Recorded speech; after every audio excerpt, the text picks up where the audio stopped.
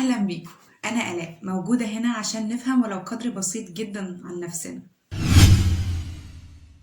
علاقات بين البشر كتيرة جدا، لكن خليني أقولك إن أخطر نوع من العلاقات دي هما نوعين: علاقة الحبل السري وعلاقة العمى.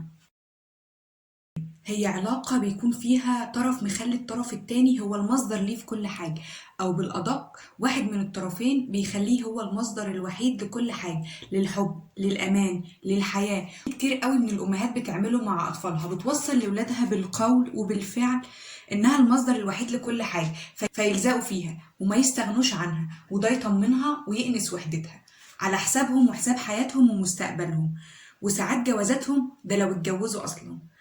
وكتير قوي من الأزواج بيخلوا نفسهم هم المصدر الوحيد لزوجاتهم لكل احتياجاتها، سواء كان المادية والمعنوية، عشان ما يبقاش ليها في الدنيا غيره، ولا صحاب ولا شغل ولا حتى أهل.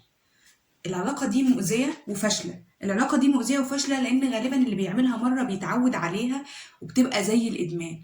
العلاقة دي طرف فيها بيمتص دم الطرف التاني، وطرف بيستبعد التاني وبيعيشه بدون أي مصدر آخر ويخليه يتحمل أذاه. مفيش حاجة اسمها أنا وأنت ولا حد تالتنا، مفيش حاجة اسمها أنت مالي الدنيا عليا وكل كلام الأغاني اللي بيشجع النوع ده من العلاقات. خليني أقولك إن مفيش حاجة اسمها بالنسبة لي هو كل حاجة، لأن كل حاجة بالنسبة لي ده لو اختفى هتختفي معاه الحياة وتبقى انهارت الدنيا ومبقاش ليها بديل. أمراض نفسية ملهاش أول من آخر، وساعتها الكل بيدفع التمن. خلي دايما يكون في بدايل، خلي دايما في ناس، خلي دايما في ربنا.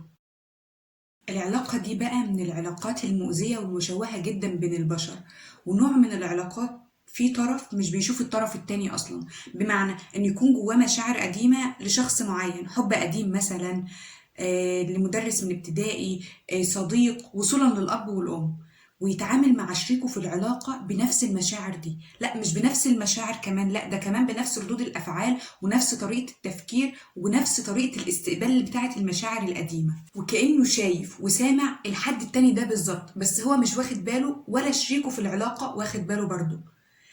يعني يشوف واحدة في الشارع ولا يعرفها ولا عمره شافها قبل كده، ويحس ناحيتها بحب رهيب من غير أي مبرر أو أي سبب، وهو مش عارف إن الحب القديم ده مثلا كان لمدرسته في الابتدائي، وهو لبس البنت المسكينة صورة الحد ده.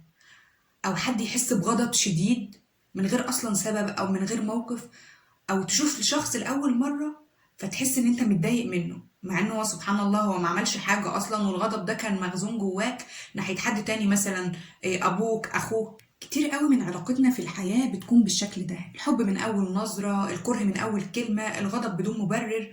وكتير قوي من الخناقات والمشاكل الزوجية بتكون بسبب ده. طب نعرف ازاي اذا كانت مشاعرنا ناحية الشخص ده مشاعر حقيقية ولا مشاعر اصلا قديمة مكبوتة تم اعادة توجيهها؟ بص، اول ما تلاقي مشاعرك ناحية شخص كتير جدا وسريعة وبدون اي سبب او مبرر، اعرف فورا انك غالبا مش شايف حتى لو كنت باصص، ومش سامع حتى لو كنت مصغي، ومش حاسس حتى لو انت كنت مستقبل ساعتها. افتح عينك وشوف من جديد، وافتح ودانك واسمع من الأول، وافتح إحساسك واستقبل صح. وقول لنا في الكومنت هل واجهت حاجة شكل دي قبل كده ولا لأ، وما تنساش تعمل سبسكرايب وفولو للقناة عشان يوصلك كل جديد.